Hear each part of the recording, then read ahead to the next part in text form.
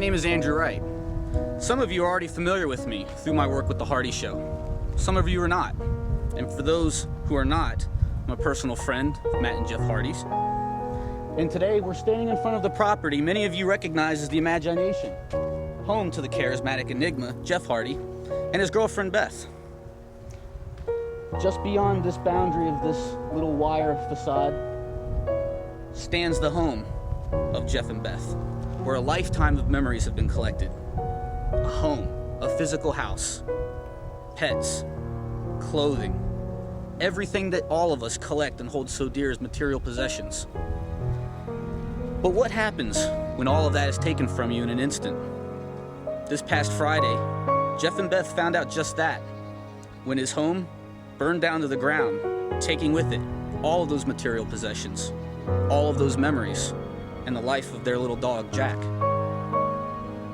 We're about to take a walk forward, and perhaps through the recollections of their friends and family members, can we celebrate a new life that's about to begin at the Imagination.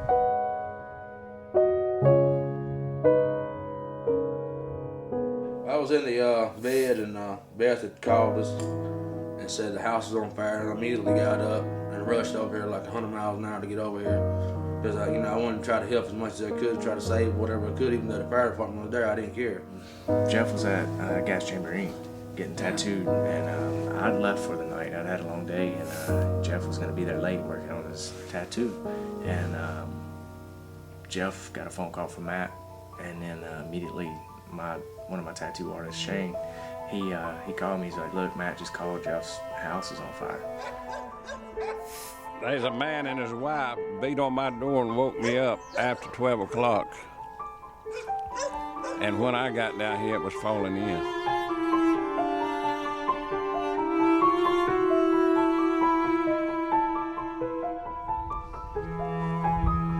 So yeah, this was the point where it really set in for me. I was actually there's a road that connects our two properties that goes back through the woods off the highway. And when I saw flames through the woods, I hauled ass up here in my car. And when I got almost to this point, I could see that, for some reason in my head, I thought, like, wow, Jeff's studio is burning. I was like, why would he's burning it up? That's a very odd time to do it. And when I got here, I realized the studio wasn't burning, but I could see his home behind the studio, and I could see it on flames, see it in flames. And as I got here, that's just when my heart dropped, and I was just thinking, like, is Jeff and Beth in there? That's all I could think of. I slammed the brakes on the car just hard as fuck, and it went skidding sideways right here. And I fucking hauled ass, and I ran up there. I ran onto the porch, and I could only be there for 1 second because it was so hot, and everything was engulfed in flames. There was no oxygen. Besides just being hot, feeling like I was going to start on fire, I couldn't breathe. I had to run back down, but I was just yelling, "Jeff, Beth, Jeff!" And just my initial fears that they were in the house, and at that point there was nothing I could do, and that's an incredibly helpless and powerless feeling. I remember Mike the Zombie had gotten word through Matt, and he texted me and said that Jeff Hardy's house had burned down. And the first thing I did was I called Matt, and of course, like anybody, you want to make sure that everybody was okay. Usually this wire tries to keep people out. Intruders, unwanted fans. But today, everyone has access to come inside for a closer look at the Imagination. And it was just sad because it was really an emotional time to show up there and see something like that and losing everything. Even though it wasn't mine, it's just, it still kind of felt like it was mine because I'm so close to it. And it was just really hard to accept the fact that everything's gone when you're sitting there watching it burn down. And it was just, I couldn't imagine that or myself like in that situation or what the other person would be thinking. Besides, I felt really, really bad about it. I just feel like I lost something too, besides him losing everything. I just feel like I was kind of lost and distant too. Came down off the porch and ran around and went back to where he parks his vet, and it wasn't there. So then I just I said a little prayer to myself, just praying that they weren't there. Even though this was terrible, all their stuff was burning up, and there was nothing I could do. And because I'd sprinted up here because I saw the flames, I didn't have my phone with me, so then I got in my car and hauled ass back to my house. And about that time, I could hear the fire department and firefighters that were coming to try and put out the fire, but it was already gone at that point. It was definitely too late. So I threw on my clothes, man, and I headed over here, and I actually got here as it was on fire. To pull up and to see that sight, to see the imagination up in flames it was just a weird feeling. And it was weird coming up and just because Jeff, and you could just see it in his face and just, you knew that he was hurt, man. And it was just weird because you don't know how to comfort somebody. And whenever they're experiencing something like this. Yeah, I wish they'd have been at home. They could have got the fire department quick. They was late getting here. They got lost. Went down Kingswood Road up here and looking for them. So they could have called the fire department and told them how to get here. It's like losing a relative in a way, even though it was a home, because we had so many memories there. And there's so many, it was so heartfelt moments, that we had in good and bad times, and over the years. It went quick, very, very quick. And then I went back and called, and the first call I made was to Jeff, and it went straight to his voicemail, which, I knew for some reason one of them was definitely gone because the car wouldn't have been there. And then I called Beth, and she picked up, and Beth and Jeff were down at Shannon's, and he was getting his tattoo filled in. So it was a sigh of relief just to know that they weren't in that house burning. But at the same time, too, I just felt so bad for the men.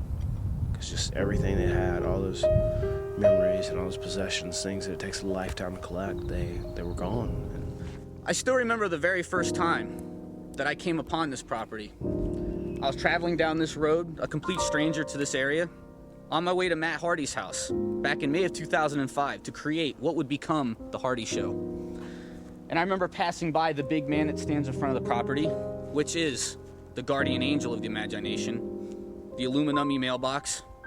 And I remember that I was inspired and I was struck by what seemed like magic, something that shouldn't exist, but something only so ingeniously created that it had to have been Jeff Hardy's handiwork.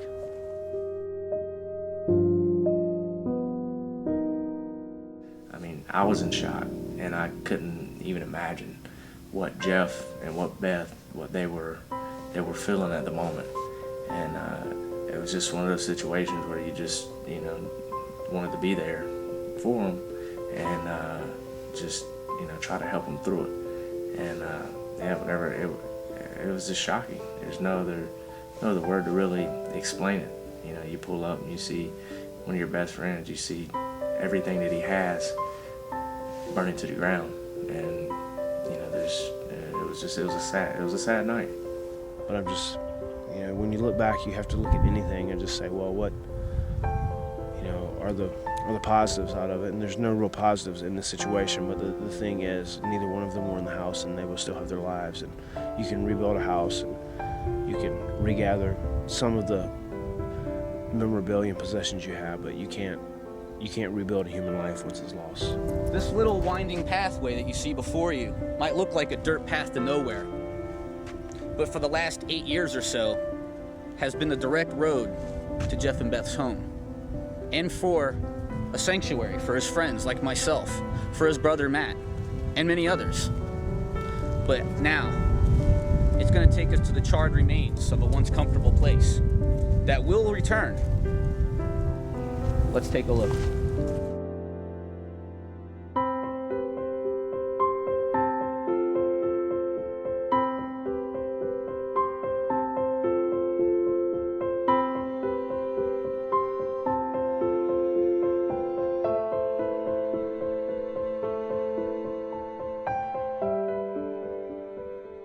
This is my everything that's now gone, It's pretty sad, extremely sad.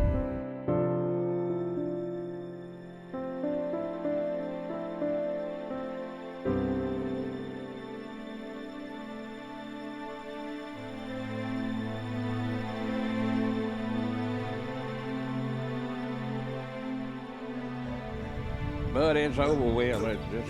Just got to move on, right? Yeah.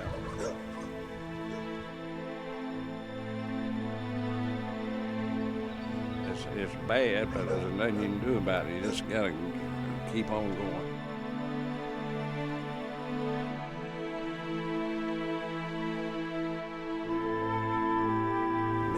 Maybe there's a chance we can go up there and find Jack's bones, you know, just for a little closure on it, because you know there's always a hope within you that maybe, you know, something strange happened. He was able to get out and he just freaked and ran into the woods. And I don't know how many times that night I was just like, please, Jack, can run out of those woods.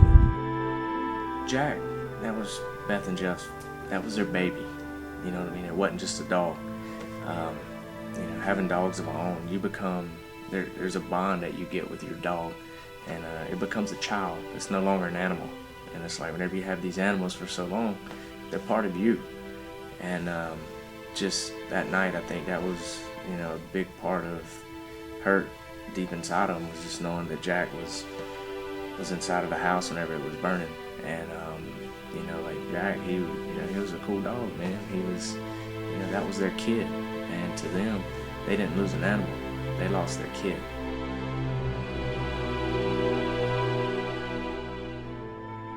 When you love a pet becomes like a child, you know, and Jack was in the house, which was just terrible and tragic. And it's really bad about the dog. Everything else is replaceable, but the dog won't. You know, I sat there many times and played with Jack, and it was really sad to have him gone. And it's really hard to accept now that he's still gone. Because, you know, it takes a lot of time for you to really kind of let things go like that when you're close to animals or humans. Then when I heard that Jack was stuck inside, and I know how much Jack had meant to Jeff and Beth, he was their baby, you know, he was their child. But the first thing Jeff said, like, because I know I told Beth, and then Beth was I think she kind of told Jeff, like, Matt said the house is on fire, and hands the phone to Jeff. And I go, Jeff, you got to get here. It's burned to the ground, man. You got to get here now. So right away, Matt was just hysterical. He said, man, you know, your house is burnt to the ground, man. And I was like, naturally just, what the fuck? And the first thing Jeff did say, which still looking back, I felt so bad, and he just said it just so, you know, and just so terribly pitiful, you know, where he's like, Matt, can you just kick the door in and try and get Jack? Can you get Jack out of there? And I was going, dude, you don't understand. It's gone, man. It's gone. Try to please get in there and get Jack out, please.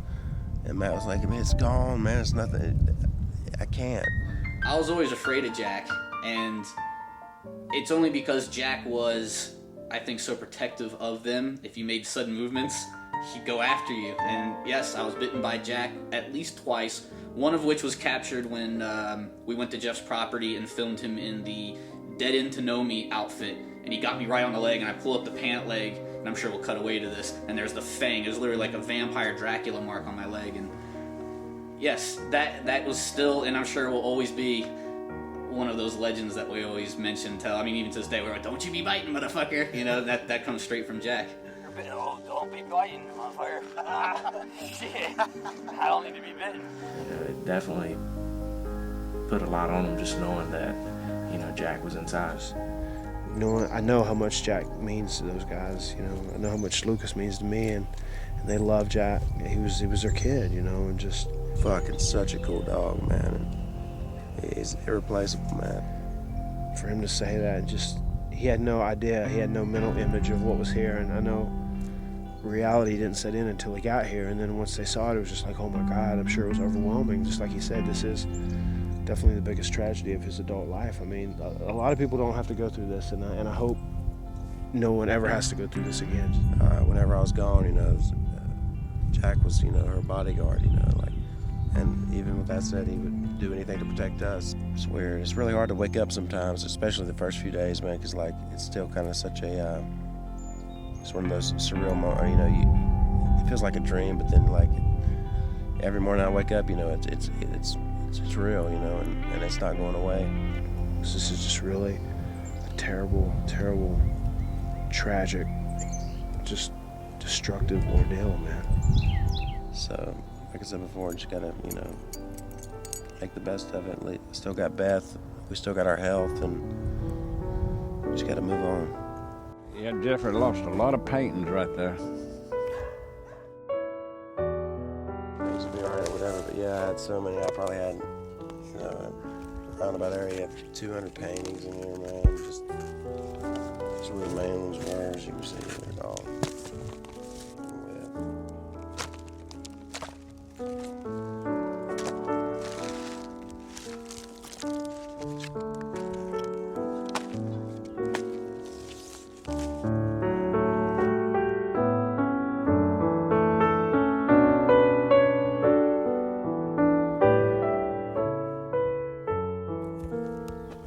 This is one of my many pairs of wrestling boots that were burnt down in the house. I had a brand new pair that I've yet to find. I don't even know if there's any left of them, but these are one of my older pairs, and the toe's gone on that one. One of our high school yearbooks, and it's like, damn, it's one of your yearbooks, Beth, and I first opened up first page, and it was her, classroom picture. I was like, wow.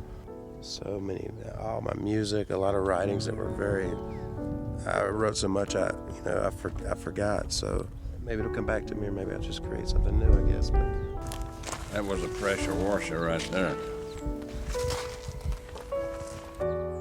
Yeah, I mean, that's history right there. That's the weed eater. There's the infamous weed eater. Itchweed, Jeff Hardy's weed eater. this is one of the last things I expected to happen in my life, was my house to burn to nothing. But here I am, with nothing. So, but like when we were digging through this shit on the house, man, this reminds me of 9/11, man. That day we went out there and then that appearance was like, it wasn't nothing for them to fucking, dig up an arm or a body, and that's what they were out there doing. It's like, wow, but it's like, man, just fucking ruined, man. And it was very sad that it happened like it did, but it's just all something. One thing's got an end, a new beginning begins. No code tights. It was one of my favorite pair of tights that I made when Jeff and I were wearing tights, actually. No code tights. It's pretty obvious, as you can see right here, like it seems it did start from underneath from electrical or whatever, but like the floor is gone between where the tanning bed and the back door was, and the front doors just had to be inflamed, and it looks like it started from the bottom. So Jeff is just, given so much of his body and worked so hard to, to accumulate and gather the things that he had. And it's just they're all here. They're all here in a huge pile of ashes and smut and destruction. the thing that was left standing is the refrigerator. Everything else fell to the floor. But this is just a terrible experience, and I really hate that Jeff and Beth had to go through this, and I hope no one ever has to. I would never wish this upon anyone. Like, this thing wasn't even touched. Like, you can see where it burned around it, but like, Still solid? Yeah. Yeah, Jeffrey's good at making stuff like that.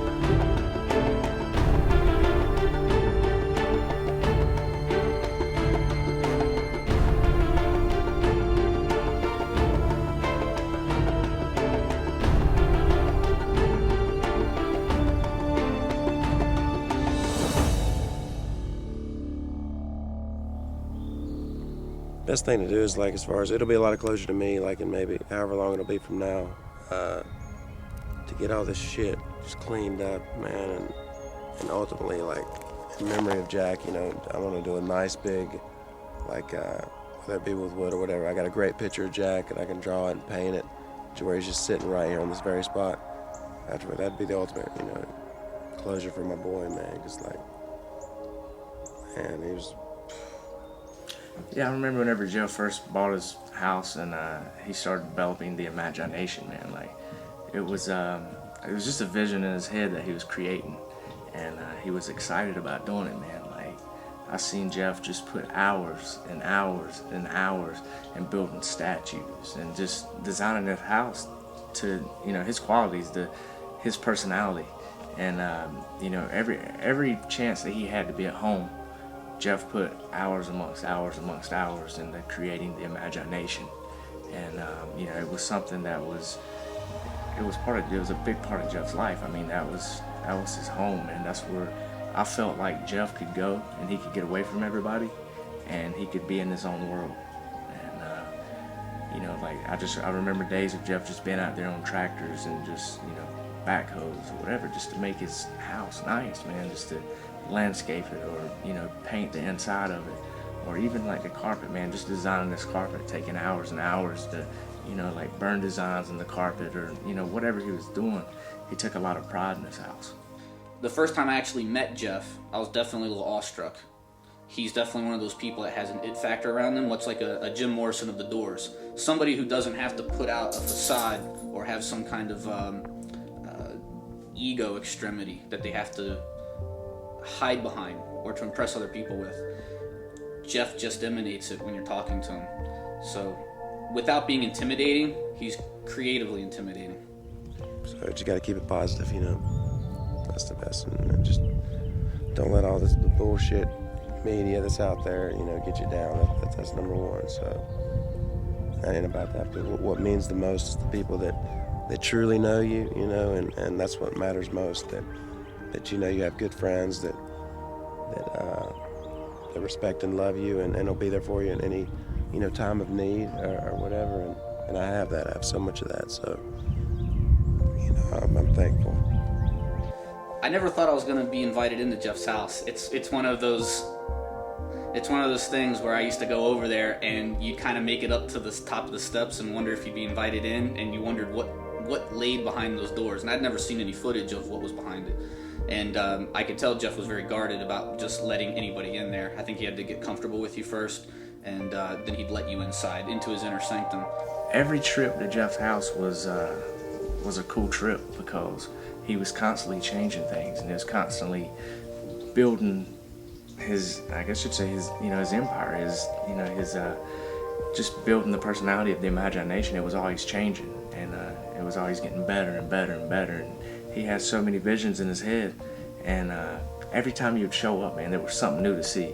Whether it was a statue over the top of the house, or whether it was a new painting in the house, or whether it was a new, you know, carpet design, or whether he did something funky with flowers, or whether, you know, just the list goes on and on and on. I mean, I'm sure that there'll be clips, you know, that people will see, and they can see for themselves just the creativity that Jeff had put into his house.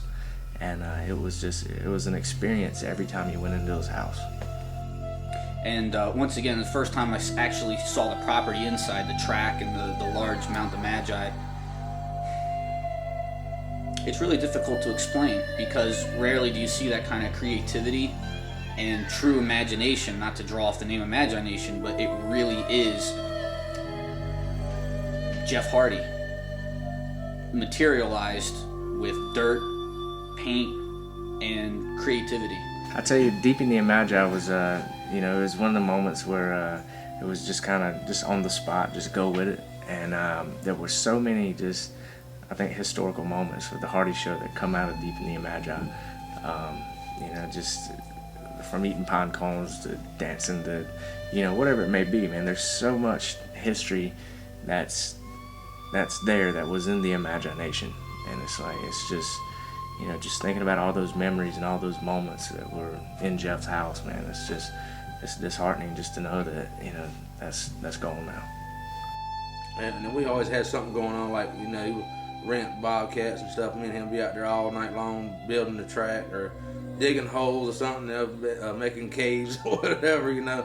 Just staying busy doing something. We was always trying to invent something that would be different than any other place, you know, to just have fun.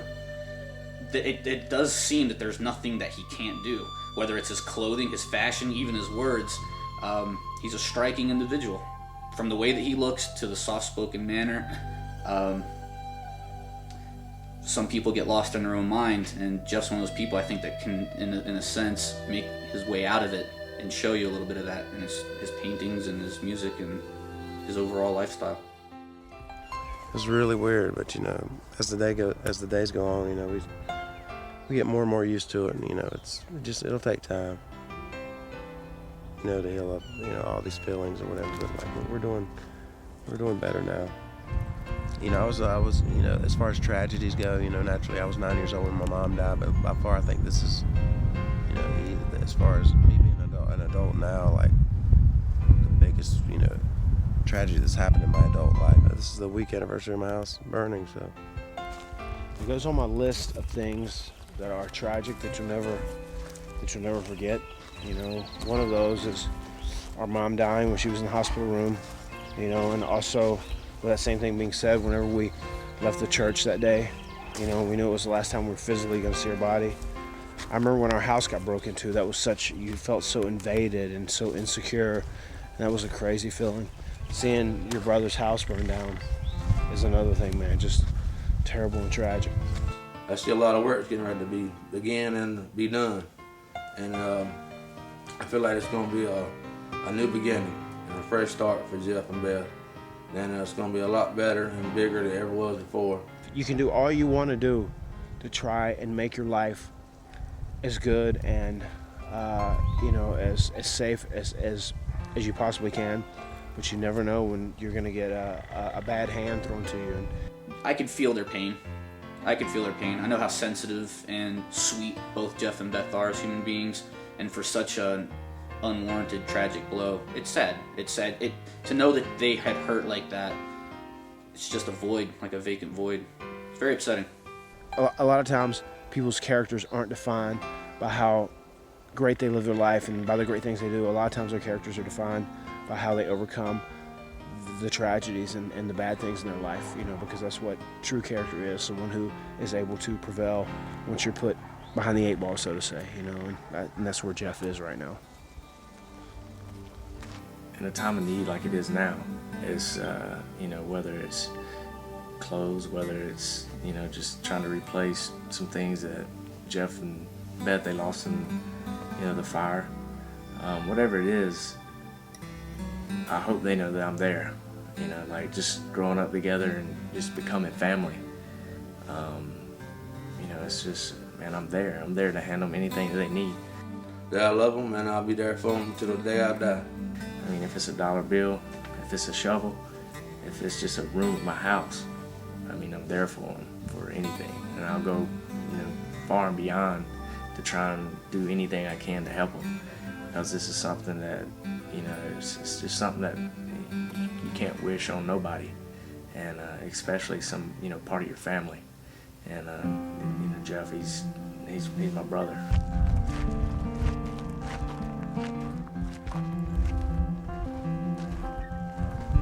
As you can see, everything was lost. And it's just as shocking to me as I'm sure it is to you now, as it was to Matt when he arrived on the scene, and especially Jeff and Beth. Not too many words can properly articulate the type of emotions that are here at this time. But as we said before, spring is upon us. First day of spring was just yesterday. New home will be rebuilt. New memories will be forged. And before you know it, all the wounds will be healed.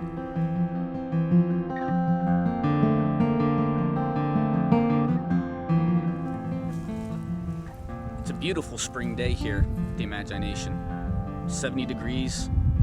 I'm standing here in Jeff and Beth's front yard, where there used to be a mighty patchwork of brick design that Jeff created with pine straw and hard work with the weed eater. Spring involves a transition from winter into regrowth. Off in the distance, you see Mount Magi. You might want to take a good look, because Jeff and Beth have some major plans. And sometimes there's an evolution, a natural cycle of life.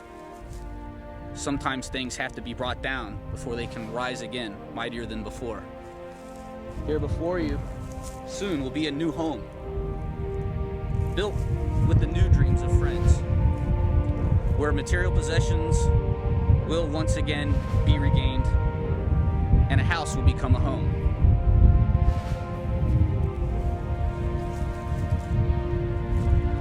It's all in a dream.